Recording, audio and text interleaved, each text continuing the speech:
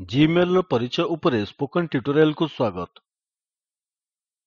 ଏହି ଟ୍ୟୁଟୋରିଆଲ ରେ ଆମେ ଶିଖିବା ଏକ ନୂଆ ଗୁଗଲ ଆକାଉଣ୍ଟ କ୍ରିଏଟ୍ କରିବା, ଗୁଗଲ ଆକାଉଣ୍ଟ ବ୍ୟବହାର କରି ଜିମେଲ୍ ରେ ଲଗ୍ ଇନ୍ କରିବା, ଏକ ଇମେଲ୍ ଲେଖିବା, ଏକ ଇମେଲ୍ ପଠାଇବା, ଏକ ଇମେଲ୍ ଦେଖିବା ଓ ଜିମେଲ୍ ରୁ ଲଗ୍ ଆଉଟ୍ କରିବା।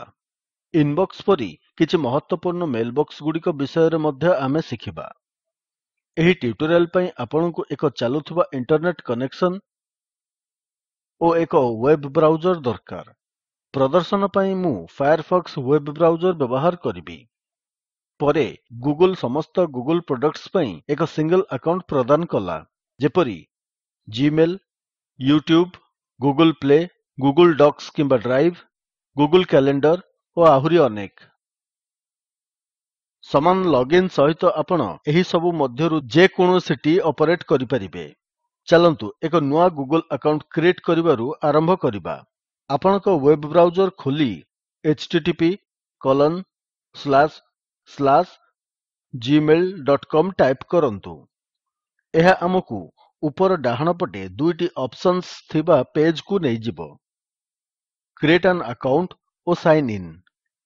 ଯଦି ପ୍ରଥମ ଥର ପାଇଁ ଆପଣଙ୍କ ମେସିନ୍ ରୁ ଏହି ପେଜ୍ ଆକ୍ସେସ୍ କରାଯାଉଥାଏ, ତେବେ ତାହା ଏହି ପ୍ରକାରର ଦେଖାଯିବ। ଯଦି ଆପଣଙ୍କ ମେସିନ୍ ରୁ ଏହି ପେଜ୍ ପୂର୍ବରୁ ଆକ୍ସେସ୍ କରାଯାଇସାରିଥାଏ, ତେବେ ତାହା ଏହି ପ୍ରକାରର ଦେଖାଯିବ। ତେଣୁ ଆପଣ ନିଜର ଇମେଲ୍ ୟୁଜର୍ ନେମ୍ ଓ ପାସୱର୍ଡ ଏଣ୍ଟର୍ କରିବାକୁ ଟେକ୍ସଟ୍ ବକ୍ସ ମାନ ଦେଖିବେ। ଆଉ ଗୋଟିଏ ବଡ ବଟନ୍ କୁହେ ସାଇନ୍ ଇନ୍। ଏହା ତଳେ ଆପଣ କ୍ରିଏଟ୍ ଆନ୍ ଆକାଉଣ୍ଟ କହୁଥିବା ଏକ ଲିଙ୍କ୍ ଦେଖିବାକୁ ପାଇବେ। କ୍ରିଏଟ୍ ଆନ୍ ଆକାଉଣ୍ଟ ଲିଙ୍କ୍ ଉପରେ କ୍ଲିକ୍ କରନ୍ତୁ। ଏବେ ଆମେ ଗୁଗଲ ଆକାଉଣ୍ଟର କ୍ରିଏସନ୍ ପେଜ୍ ରେ ଅଛେ। ଡାହାଣ ପଟେ ଆମେ ଏକ ଫର୍ମ ଦେଖୁ, ଯାହା ଭିତରେ ଆମକୁ ନିଜର ଆକାଉଣ୍ଟ ଓ ବ୍ୟକ୍ତିଗତ ବିବରଣୀ ପୂରଣ କରିବାକୁ ହେବ। ଟେକ୍ସଟ୍ ବକ୍ସ ଗୁଡ଼ିକରେ ଚାଲନ୍ତୁ ନିଜର ପ୍ରଥମ ଓ ଶେଷ ନାମ ଏଣ୍ଟର୍ କରିବା। ମୁଁ ମୋ ନାଁ ଭାବେ ରେବେକା ରେମଣ୍ଡ ଦେବି।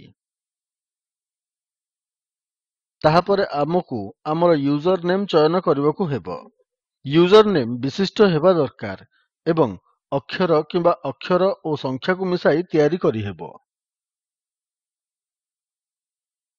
ଚାଲନ୍ତୁ ୟୁଜର୍ ନେମ୍ ଭାବେ ବେକି0808 ଦେବା। ଯଦି ୟୁଜର୍ ନେମ୍ ଆଗରୁ ନିଆଯାଇସାରିଥିବ, ତେବେ ଆମେ ନିମ୍ନ ବାର୍ତ୍ତା ଦେଖିବା। someone already has that username, try another। ଆମେ ଦେଇଥିବା ପ୍ରଥମ ଓ ଶେଷ ନାମକୁ ଆଧାର କରି ଗୁଗଲ କିଛି ୟୁଜର୍ ନେମ୍ ମଧ୍ୟ ସଜେଷ୍ଟ କରିବ। ଆମେ ନିଜ ପସନ୍ଦର ଯେକୌଣସି ୟୁଜର୍ ନେମ୍ ଦେଇ ତାହାର ଉପଲବ୍ଧତା ଯାଞ୍ଚ କରିପାରିବା। ଏବେ ମୁଁ ୟୁଜର୍ ନେମ୍ ଭାବେ ray.becky.0808 ଦେବି। ଏହା ଗ୍ରହଣ କରାଗଲା, ଯାହାର ଅର୍ଥ ହେଉଛି ଏହି ୟୁଜର୍ ନେମ୍ ଉପଲବ୍ଧ ଅଛି। ବର୍ତ୍ତମାନ ଆମକୁ ଏହି ଆକାଉଣ୍ଟ ପାଇଁ ଗୋଟିଏ ପାସୱର୍ଡ କ୍ରିଏଟ୍ କରିବାକୁ ହେବ। ପାସୱର୍ଡ କେତେ ଲମ୍ବା ହେବା ଉଚିତ ବାମପଟେ ଥିବା ସୂଚନା ବକ୍ସ ଆମକୁ କହିଥାଏ। ନିଜ ପସନ୍ଦର ଉପଯୁକ୍ତ ପାସୱର୍ଡ ଟାଇପ୍ କରନ୍ତୁ। ସୁନିଶ୍ଚିତ କରିବା ପାଇଁ ପାସୱର୍ଡକୁ ରିଟାଇପ୍ କରନ୍ତୁ। ଏହାପରେ ବର୍ଥଡେ ଆସେ। ଡ୍ରପ୍ ଡାଉନ୍ ରୁ ମାସ ଚୟନ କରନ୍ତୁ। ତାହାପରେ କ୍ରମାଗତ ଟେକ୍ସଟ୍ ବକ୍ସ ଗୁଡ଼ିକରେ ଦିନ ଓ ବର୍ଷ ଟାଇପ୍ କରନ୍ତୁ। ଏବେ ନିଜର ଲିଙ୍ଗ ଚୟନ କରନ୍ତୁ। ମୁଁ ଫିମେଲ୍ ଚୟନ କରୁଛି। ପରବର୍ତ୍ତୀ ଫିଲ୍ଡ ହେଉଛି ମୋବାଇଲ୍ ଫୋନ୍। ବର୍ତ୍ତମାନ ପାଇଁ ମୁଁ ଏହାକୁ ଛାଡ଼ିଦେବି। ଏହାପରେ ଆସେ ଆମର କରେଣ୍ଟ ଇମେଲ୍ ଆଡ୍ରେସ୍ ପଚାରୁଥିବା ଟେକ୍ସଟ୍ ବକ୍ସ। ଏବେ କ୍ରିଏଟ୍ କରୁଥିବା ବ୍ୟତୀତ ଯଦି ଆପଣଙ୍କ କୌଣସି ବିକଳ୍ପ ଇମେଲ୍ ଆଡ୍ରେସ୍ ଥାଏ, ଏଠାରେ ଟାଇପ୍ କରନ୍ତୁ। ଯଦି ନାହିଁ, ତେବେ ଏହାକୁ ଖାଲି ଛାଡ଼ି ଦିଅନ୍ତୁ। ଚାଲନ୍ତୁ ଏବେ ବଳକା ବିବରଣୀ ପୂରଣ କରିବା। ପରବର୍ତ୍ତୀ segment prove you are not a robot ରେ ଦୁଇଟି ଭେରିଫିକେସନ୍ ପଦାଙ୍କ ରହିଛି, ଫୋନ୍ ଭେରିଫିକେସନ୍, ପଜଲ୍ ଭେରିଫିକେସନ୍। ଏହି ଦୁଇଟି ଅପ୍ସନ୍ସ ମଧ୍ୟରୁ ଯେକୌଣସି ସହିତ ଆମେ ଆଗକୁ ବଢ଼ିପାରିବା। ମୁଁ ପଜଲ୍ ଭେରିଫିକେସନ୍ ସହିତ ଯିବି।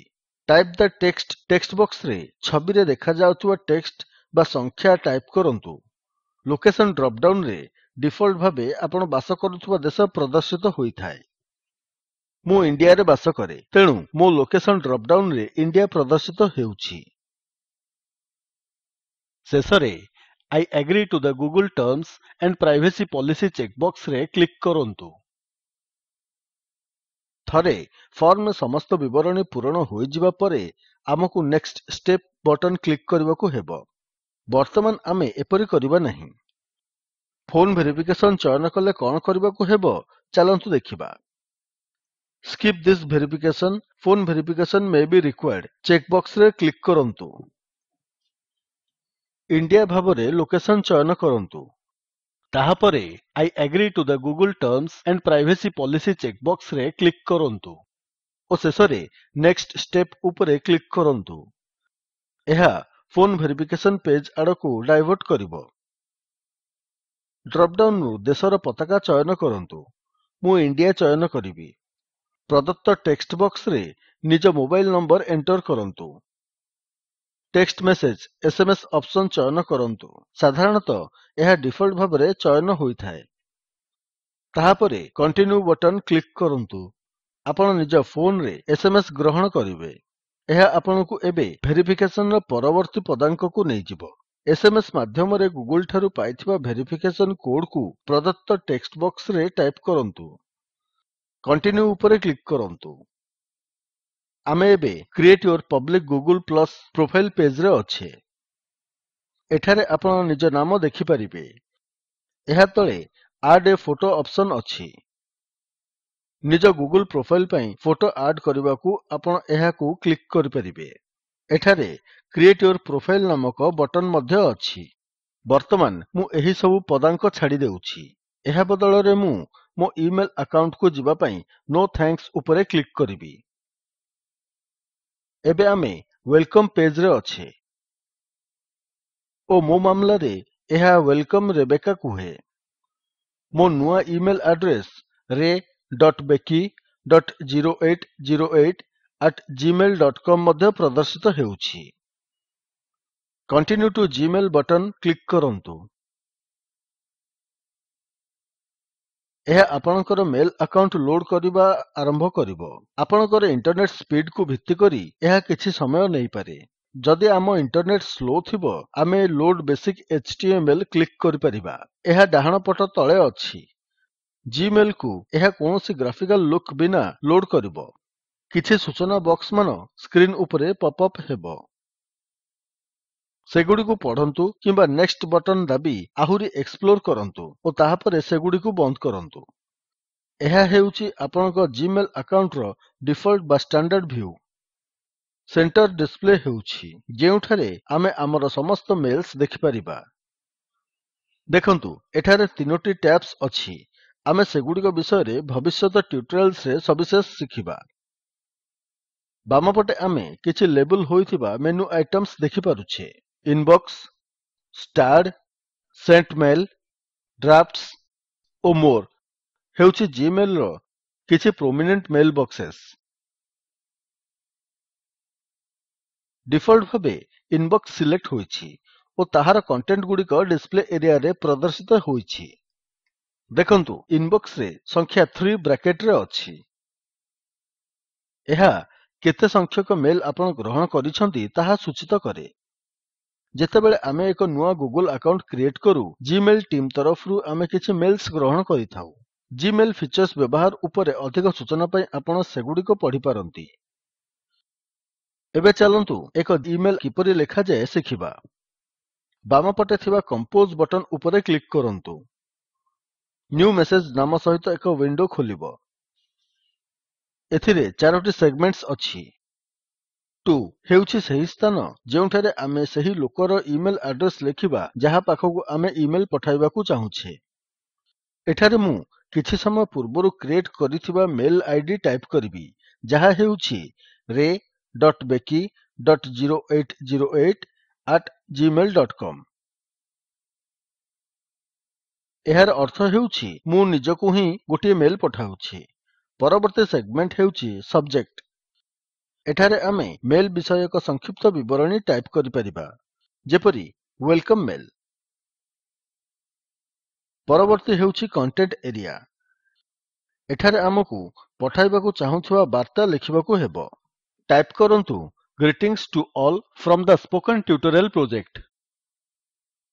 ଶେଷ ସେଗମେଣ୍ଟରେ ସେଣ୍ଡ ନାମକ ଏକ ନୀଳ ବଟନ୍ ଅଛି। ମେଲ୍ ପଠାଇବା ପାଇଁ ତାହା ଉପରେ କ୍ଲିକ୍ କରନ୍ତୁ। ଦେଖନ୍ତୁ ଇନବକ୍ସରେ ମେଲ୍ସର ସଂଖ୍ୟା ଏବେ 4 ହୋଇଗଲା। ଗୋଟିଏ ନିର୍ଦ୍ଦିଷ୍ଟ ମେଲ୍ ପଢିବା ପାଇଁ କେବଳ ତା ଉପରେ କ୍ଲିକ୍ କରିଦିଅନ୍ତୁ। ଏହା ହେଉଛି ମୁଁ ନିଜକୁ ପଠାଇଥିବା ମେଲ୍। ଚାଲନ୍ତୁ ତାହାକୁ ଦେଖିବା। ଶୋ ଡିଟେଲ୍ସ ଏରୋ ଉପରେ କ୍ଲିକ୍ କରନ୍ତୁ। ଏହା ହେଉଛି ସେଣ୍ଡର ଓ ରିସିଭରଙ୍କ ଇମେଲ୍ ଆଡ୍ରେସ୍ ଗୁଡ଼ିକ। ଏହା ହେଉଛି ଇମେଲ୍ ପଠାଯାଇଥିବା ତାରିଖ ଓ ସମୟ। ଏହା ହେଉଛି ଇମେଲ୍ ର ସବଜେକ୍ଟ ଲାଇନ୍। ଆଉ କଣ୍ଟେଣ୍ଟ ଏଠାରେ ରହିଛି। ଦେଖନ୍ତୁ ଇନବକ୍ସରେ ଅନରିଡ୍ ଇମେଲ୍ସ ସଂଖ୍ୟା ହେଉଛି 3। ଏବେ ଚାଲନ୍ତୁ ଜିମେଲ୍ ରୁ ସାଇନ୍ ଆଉଟ୍ ବିଷୟରେ ଶିଖିବା। ଉପର ଡାହାଣ ପଟେ ଆପଣ ନିଜ ଇମେଲ୍ ଆଇଡି ଦେଖିପାରିବେ। ଯଦି ଆପଣ ଆକାଉଣ୍ଟ କ୍ରିଏସନ୍ ସମୟରେ ଗୋଟିଏ ଫଟୋ ଅପଲୋଡ୍ କରିଥିବେ ତେବେ ତାହାକୁ ଏଠାରେ ଦେଖିବେ। ତାହାକୁ କ୍ଲିକ୍ କରନ୍ତୁ। ଏଠାରେ ସାଇନ୍ ଆଉଟ୍ ବଟନ୍ ଅଛି। କେବଳ ତାହା ଉପରେ କ୍ଲିକ୍ କରନ୍ତୁ। ଆପଣ ସଫଳତାପୂର୍ବକ ଜିମେଲ୍ ରୁ ସାଇନ୍ ଆଉଟ୍ କରିଗଲେ। ଏହା ଆମକୁ ଏହି ଟ୍ୟୁଟୋରିଆଲ୍ ର ସମାପ୍ତିକୁ ଆଣେ। ସଂକ୍ଷିପ୍ତରେ ଆମେ ଶିଖିଲେ ଏକ ନୂଆ ଗୁଗଲ୍ ଆକାଉଣ୍ଟ କ୍ରିଏଟ୍ କରିବା, ଗୁଗଲ୍ ଆକାଉଣ୍ଟ ବ୍ୟବହାର କରି ଜିମେଲ୍ ରେ ଲଗଇନ୍ କରିବା, ଏକ ଇମେଲ୍ ଲେଖିବା, ଏକ ଇମେଲ୍ ପଠାଇବା, ଏକ ଇମେଲ୍ ଦେଖିବା ଓ ଜିମେଲ୍ ରୁ ଲଗ୍ ଆଉଟ୍ କରିବା। ନିମ୍ନ ଲିଙ୍କ୍ ରେ ଥିବା ଭିଡିଓ ସ୍ପୋକେନ୍ ଟ୍ୟୁଟୋରିଆଲ୍ ପ୍ରୋଜେକ୍ଟକୁ ସାରାଂଶିତ କରେ। ଦୟାକରି ଏହାକୁ ଡାଉନଲୋଡ୍ କରି ଦେଖନ୍ତୁ। ଆମେ କର୍ମଶାଳାମାନର ଆୟୋଜନ କରିଥାଉ ଏବଂ ଆମ ଅନଲାଇନ୍ ଟେଷ୍ଟରେ ପାସ୍ କରୁଥିବା ବ୍ୟକ୍ତିଙ୍କୁ ପ୍ରମାଣପତ୍ର ଦେଇଥାଉ। ଅଧିକ ବିବରଣୀ ପାଇଁ ଦୟାକରି ଆମକୁ ଲେଖନ୍ତୁ। ସ୍ପୋକେନ୍ ଟ୍ୟୁଟୋରିଆଲ୍ ପ୍ରୋଜେକ୍ଟ ଭାରତ ସରକାରଙ୍କ MHRDର NMEICT ଦ୍ୱାରା ଅନୁଦାନ ପ୍ରାପ୍ତ। ଏହି ମିଶନ୍ ଉପରେ ଅଧିକ ବିବରଣୀ ନିମ୍ନ ଲିଙ୍କ୍ ରେ ଉପଲବ୍ଧ। IIT ବମ୍ବେ ତରଫରୁ ମୁଁ ପ୍ରଦୀପ ଚନ୍ଦ୍ର ମହାପାତ୍ର ଆପଣଙ୍କଠାରୁ ବିଦାୟ ନେଉଛି। ଆମ ସହିତ ଜଡ଼ିତ ହୋଇଥିବାରୁ ଧନ୍ୟବାଦ।